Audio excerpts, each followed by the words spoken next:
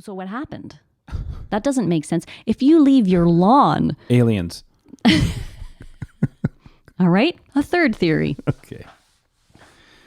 No, but you have to consider these things, right? Hi, everybody. I'm Matt. And I'm Jen. And you're listening to the Matt and Jen Show. Join us each week as we discuss all things worship, leadership, and life. Combined, we have over 20 years of worship leading experience. We're songwriters and recording artists, parents to 6 amazing humans, and 1 sock-eating dog. We love Jesus and we love people. Thanks for hanging out with us.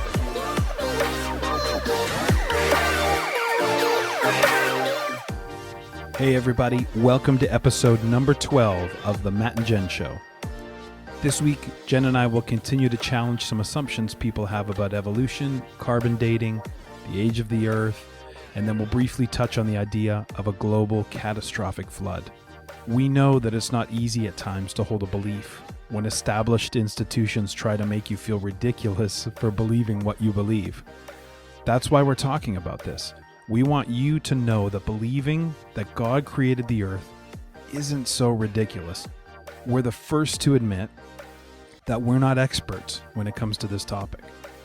We also know that there are brilliant men and women doing research that points to very different conclusions than the ones we've been taught for years in school. All we're doing is highlighting some things that should make you at least question what you've been taught.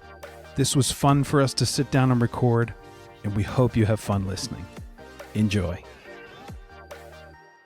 Welcome everybody to the podcast. I'm trying to think of something other than hello to say, but what else do you say? I don't know. That's a standard greeting. It really is. And I like that you say it first. Okay. Hello. No, we're past that part now. Oh, okay. Yeah. Man, I missed it. You missed it. You blinked and it was gone. Okay. What are we talking about today? Oh, goodness. Well, we're talking more about apologetic stuff. And this one hurt my brain. I'll just say that because we're continuing with the idea of challenging your assumptions about what you've been told about evolution. Right. So last week I titled it Evolution versus Creation. That may be a little bit misleading because we didn't really give both sides. No, I'm still at the stage of challenging what you think for the majority of people who believe in evolution and don't believe that there's a creator. The idea is when you can challenge your own assumptions and your own thoughts, you can become more open to other thoughts and ideas. And so sometimes we think something is a fact when actually it isn't when you have more information.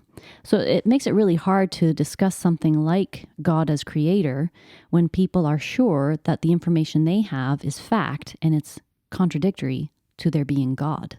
Right.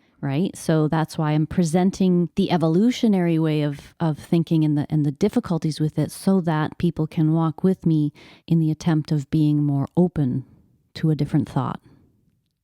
So some of evolution, we talked last week about science being observable data, and part of observable data that people would say that would solidify evolution in their mind are things like carbon dating and the geologic column, where you have your different eras, because we have evidence of that, quote unquote. Those are phrases that people probably have heard before. They have, and they have a basic understanding of those things, and also the fossil record. We have lots of fossils.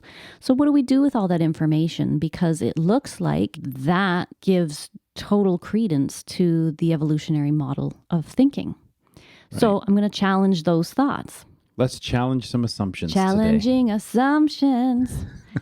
I don't know why I did that. But anyway, okay, so the first one is the thought of carbon dating being accurate. So people would say, we have this way of dating things so we know how old fossils are. So the Earth is millions and sometimes billions of years old. And I think before we really get into this stuff, it'd probably be important to know that we can't, on a podcast like this, get into all the nitty-gritty of how everything works, because you were even mentioning to me last night the idea of carbon dating has to do with different molecules and things turning into other things and measuring decay of rate of decay of things, Right. and So all that kind of stuff.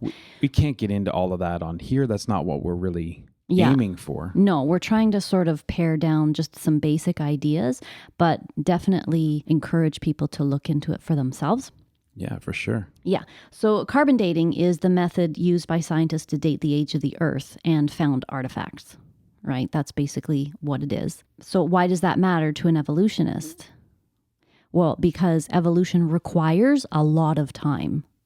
The evolutionary theory requires there to be millions of years old. It needs the Earth to be super duper old In order for the theory to work. in order for the theory to work. If the Earth is not old, evolution does not work.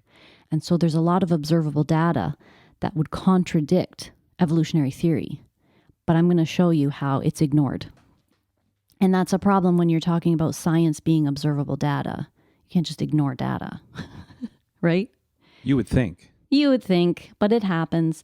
So the problem with carbon dating is that it can only date things that still contain organic carbon in them. Thus, carbon dating. Exactly. So fossils don't have carbon in them. So you actually can't date a fossil. But I'll get into what happens there.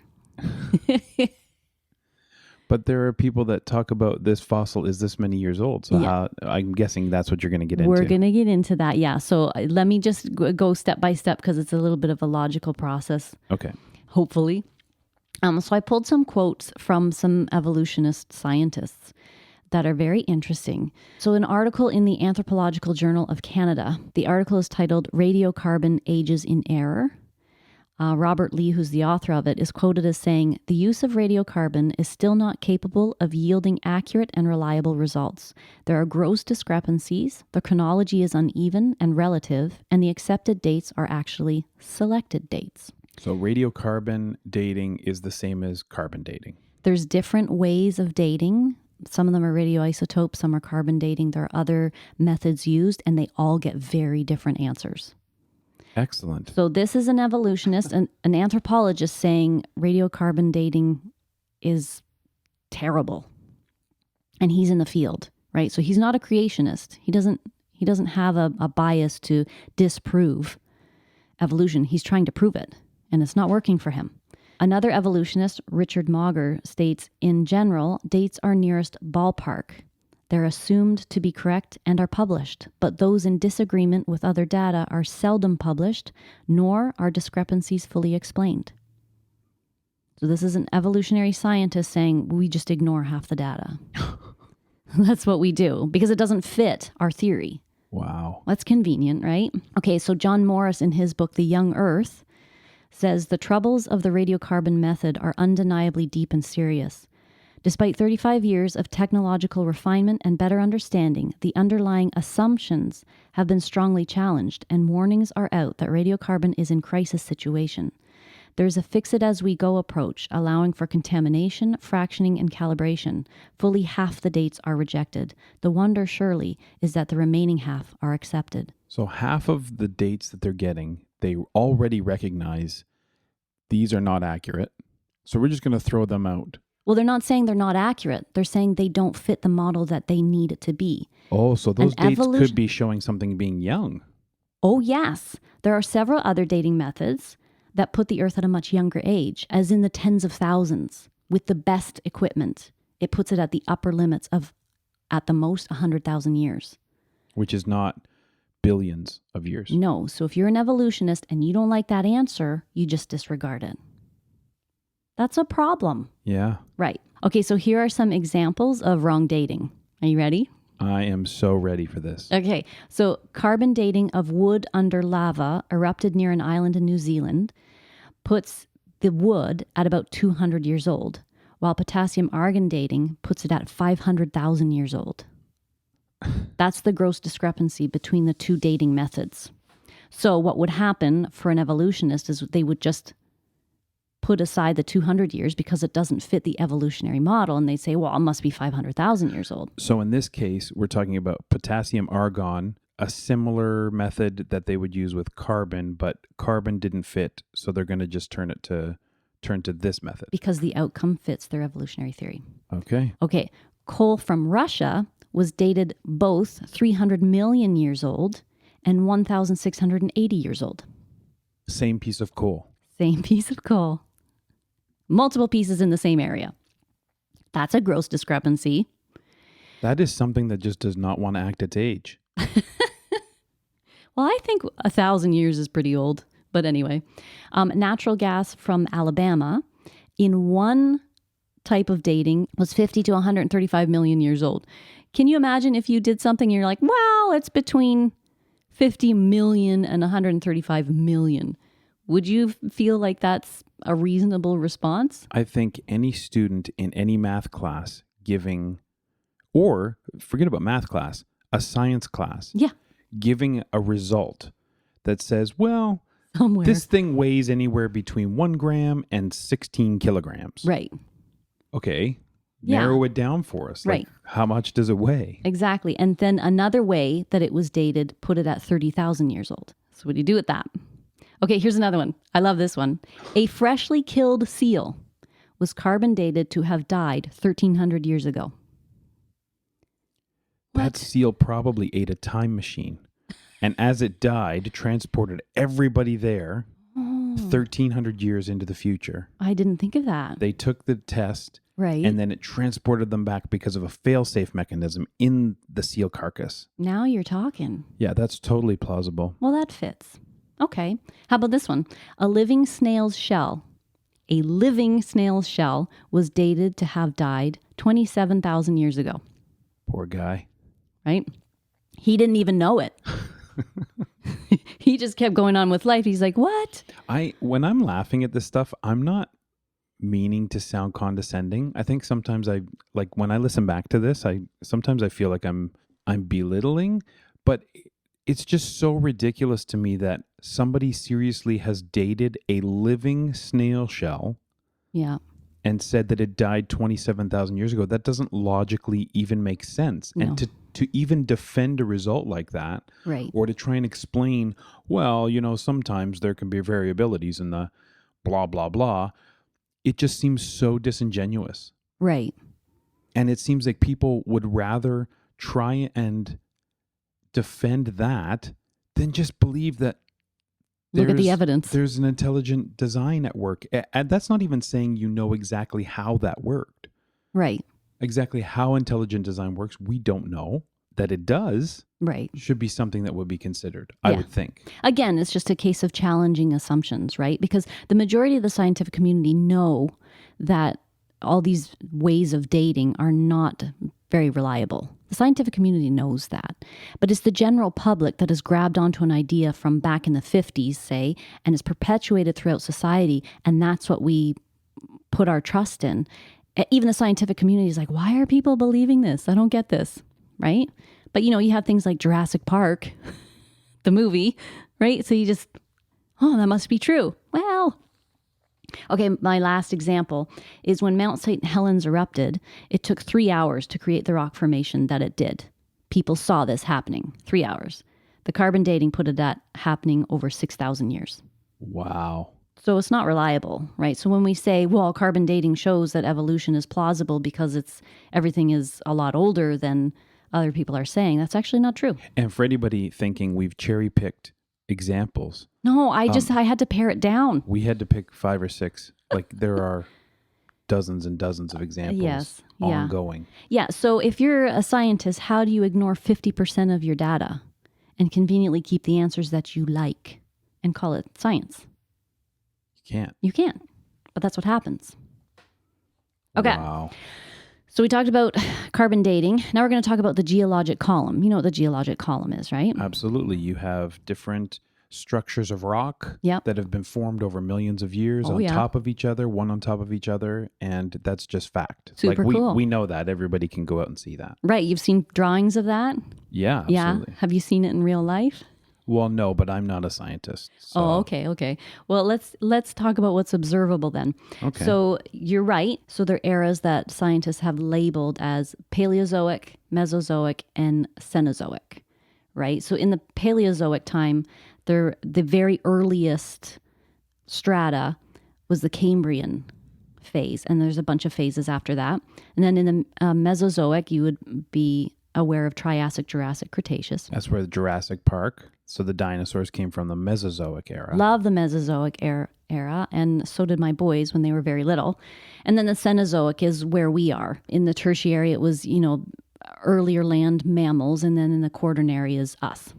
Okay. Okay, so evolutionary theory teaches that the geologic column lays out evolution chronologically from bottom to top. So the bottom would be your Cambrian phase, your very basic life forms, right? So Okay. the geologic column is considered a fact of evolution, quote unquote, or a record in the rock of evolution. So life started in simple forms, and by time, chance, and chemistry, they increased in complexity and variety to today. So at the top level, we have our most complex systems. Right. Right. Observably, that's not true. Oops. Right. So science is based on observation. Right. Okay. So the geologic column is actually an idea. It's not an actual series of rock layers. It's a man-made categorization based on simplicity of form. So going from simplest to most complex. Yeah. So it's man-made in the sense of I'm seeing this item. We've made this list of categories. This item looks like a very simple form, so I'm going to put it in the Cambrian phase. But that doesn't mean it actually is. It's just that I've categorized it that way because it's a simple form. If it's a complex form, I'm going to put it later, like in Tertiary. Now, would they have done this because they've maybe found a fossil in one of those layers that they have termed to be Cambrian, or like, hey, we found this layer, we think it's Cambrian, and we found this fossil.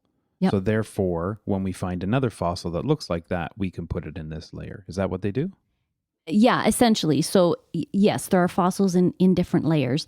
So depending on your bias, remember scientists have bias as well. An evolutionist would say if they find fossil in a certain form of rock, then they categorize it based on the geologic column. Oh, in the form of rock, right. Which is man-made, to say that this is where it belongs. And then if they see in a place that there's a layer of rock with these type of creatures, and then the layer of rock above it has a different type of creature, right? But a creationist would see it differently. A creationist sees it as in ecosystems. So, the evolutionist would say, yeah, but you never see a trilobite from the Cambrian phase with a dinosaur in the Jurassic. Yeah. Right? So what a creationist would say was, yeah, but they live in completely different ecosystems. Like even today, if there were trilobites and T-Rexes, you wouldn't find them embedded in the same rock layer because trilobites are bottom-feeding sea creatures and T-Rexes live on land. You wouldn't find a catfish in the same layer as a robin. No, exactly. Unless the robin somehow caught the catfish. I don't know. Right. But those would be anomalies, or those would be... Yeah, it would be weird. They wouldn't be 50% of the data. Yeah. So one of the things, like the Grand Canyon is a great example of all the strata, and people are like, look this is the greatest place to check out the evolutionary process. But a creationist will walk through the Grand Canyon as if it's walking through ecosystems. So, from the bottom, you've got, ocean, and then up from that is tidal, and then you've got, your lowlands, and then your highlands at the top. If you think a bit of it from an ecological standpoint, that makes sense, right? Yeah. If the Grand Canyon used to be full of water, that's exactly what you would see. And what do you see in the Grand Canyon? Exactly that. So is that the geologic column, or is that ecosystems? So are these ecosystems, are they in school, let's say, are they presented as a viable option? No, because it's a creationist model. At the base of it, this is an ideology more than a scientific finding. Yeah. Ultimately, it's all ideological. Neither end can prove 100% without a shadow of a doubt that what they're saying is absolute fact. All of it has theory involved in it. But the point is, let's not assume on the one end it's all fact and call the other side ridiculous. It's not. Right. Right? Okay, so more to the point of the evidence of the geologic column being messed up. So evolutionists say that land plants evolved after 100 million years after the Cambrian trilobites died out. But there's been over 60 genera of woody plant spores, pollen, and wood that have been documented as being found in the lowest Cambrian rock at the same time as trilobite existence. And you see this all over the earth. So all over the earth, there are strata that are found to be missing, right? So if the geologic column is true, then all the eras should be in order from bottom to top everywhere, because there's millions of years in between them. Right. And all over the earth, that's not found. The geologic column is actually a depiction, a man-made thought, a diagram of theory. Okay. But observably, there's strata that are found missing, jumbled, or in complete reverse order.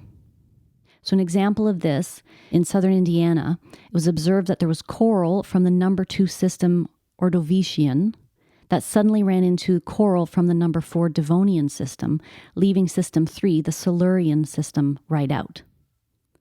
So evolutionists say that the coral evolved from system 2 to system 3 and then from system 3 to system 4. But skipping the Silurian system breaks the evolutionary chain. Observably, the second system and the fourth system were within millimeters of each other. They had no change in color, no change in texture, or in bedding plane. There's no physical evidence of erosion or deposit between these two systems. So if these two systems were hypothetically 25 million years apart, do you think you should see a little more than 2 millimeters and no difference in color? Might have been a bad weather millions of years. 25 million years. Yeah, so where did the third system go? Like, you're talking a lot of time. Yeah. So what happened?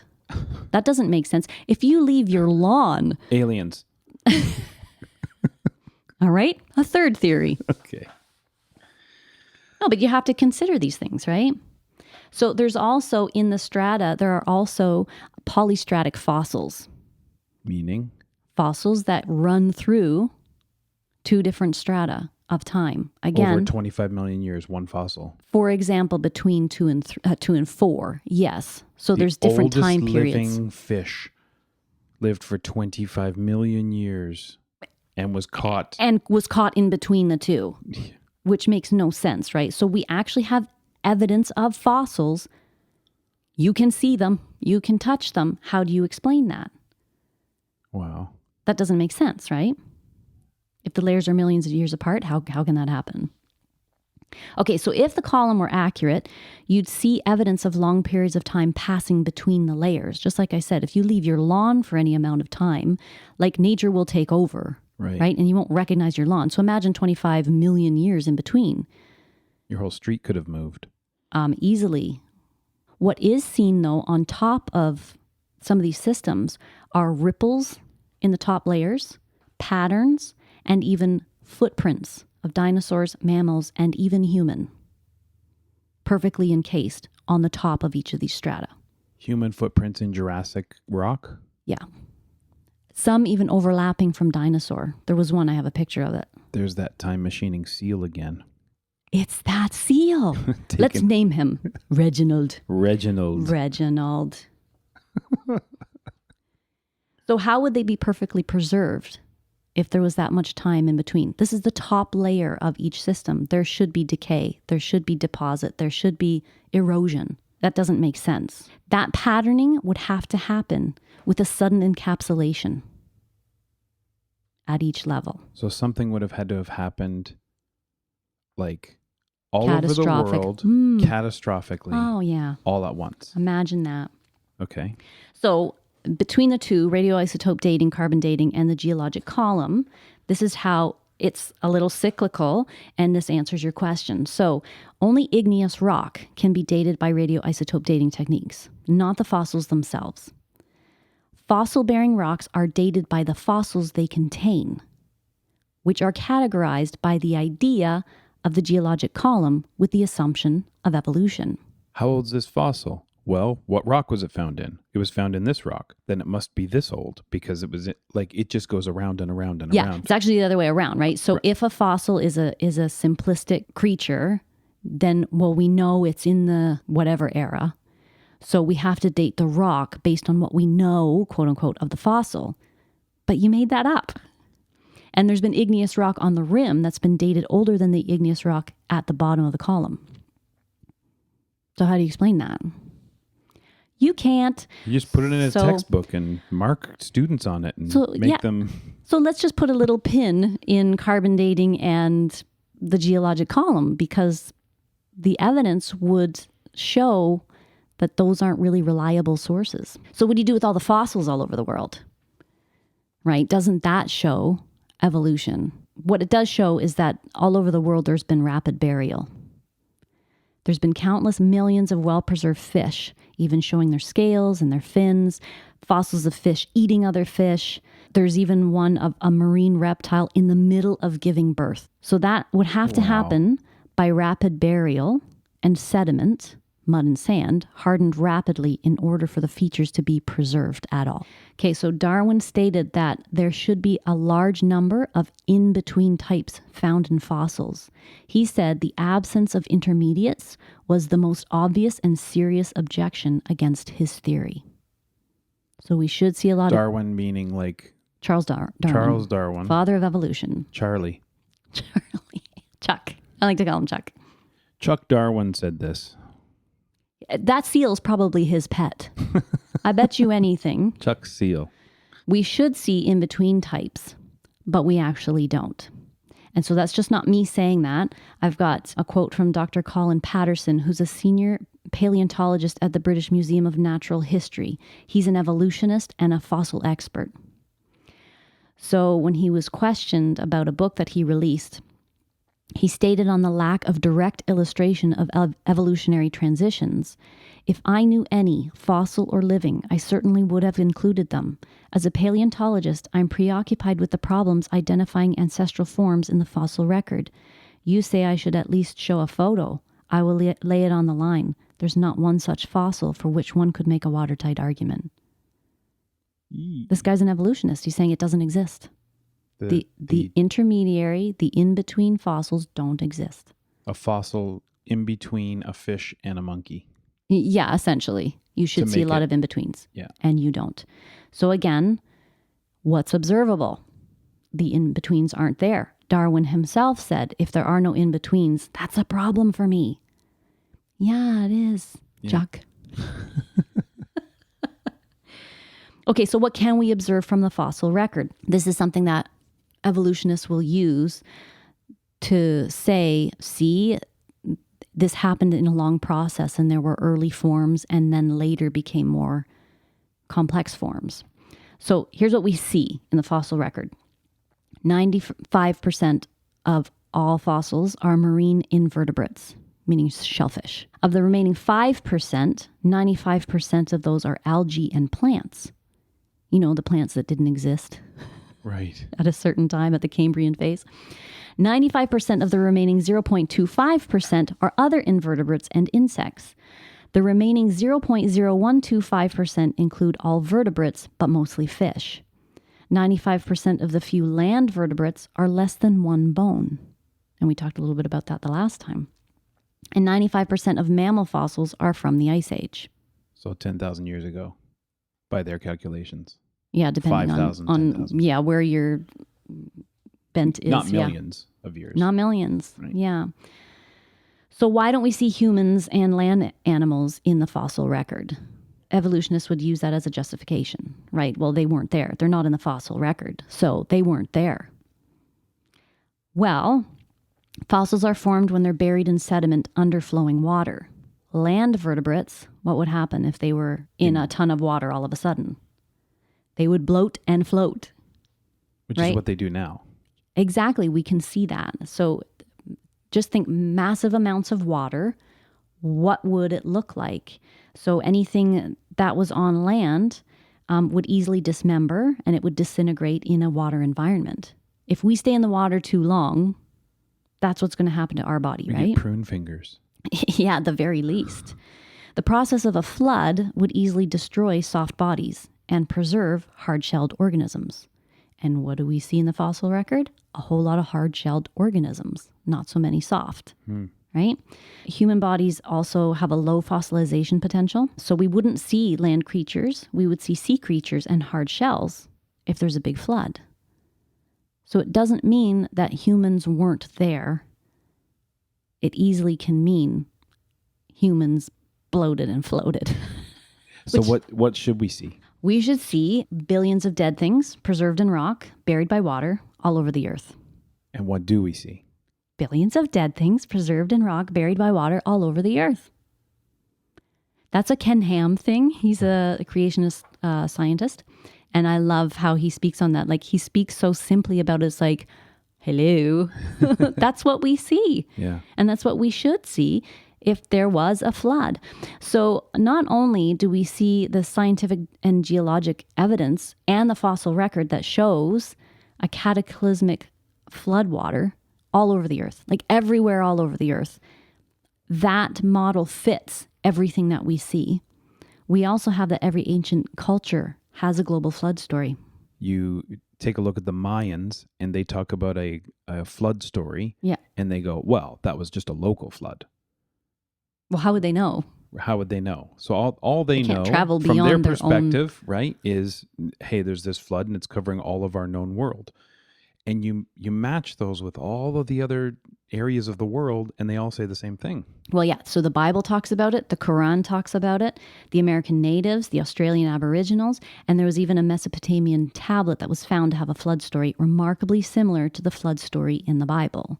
So doesn't it make sense that, think of the geographic locations of these people, they didn't have phones to tell each other this stuff, but all of them have a flood story of massive proportions? Right.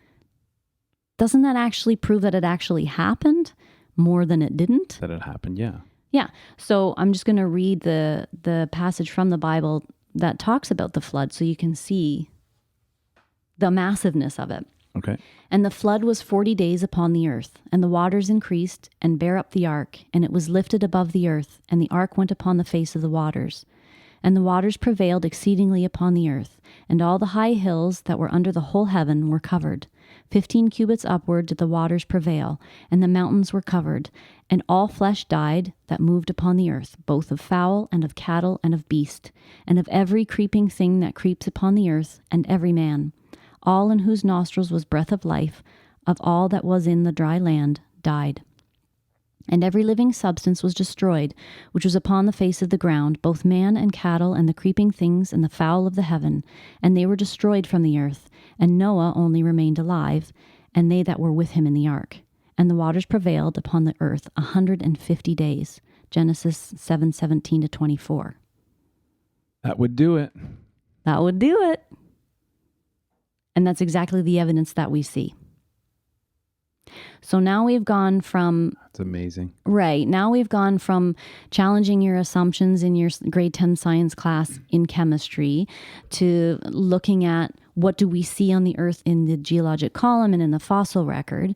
Now I want to next time go into why we can trust creationism, why we can trust the Bible from an archaeological and historical perspective, not even from within the Bible, because I'm not going to justify the Bible by the Bible, although that also can be done easily. Right. It's a lot more helpful for someone to see it from the outside first before you say, trust the Bible, and I'm going to quote the Bible. That doesn't make sense to some people. Yeah, that's cool. I'm looking forward to next week's.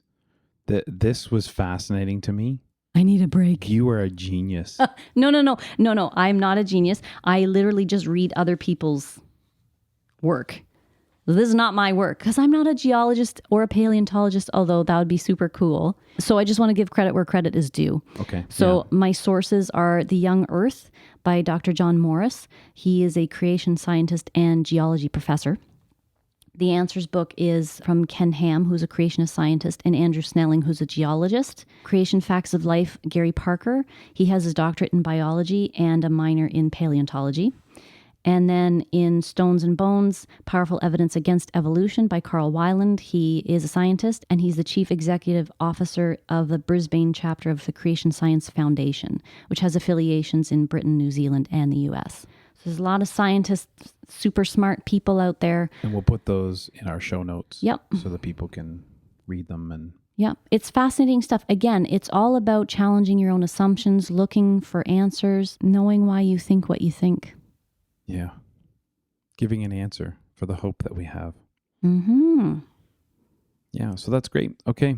Thank you for joining us today, everybody. Next week, we'll be talking about the archaeological and historical evidence that supports the Bible as being a reliable source. That's going to be super exciting. Can't wait for it. And until then, have a fantastic week. G.K. Chesterton said, It is absurd for the evolutionists to complain that it is unthinkable for an admittedly unthinkable God to make everything out of nothing, and then pretend that it is more thinkable that nothing should turn itself into everything. We hope you're enjoying this mini-series on creation. We find it fun to explore what we believe and why. We hope you do too. As always, if you have any questions or comments, we'd love to hear from you. You can visit us at mattandjen.ca/podcast or at Matt and Jen Music on Facebook and Instagram. And did you know that we released our first single? We did. Our first single, We Are Yours, is available either on our website at mattandjen.ca or wherever you can find digital music. You can even listen on Spotify, Apple Music, all kinds of other streaming services. So go check it out and listen to some good music. Thanks so much for listening, everyone. We hope you have an amazing week.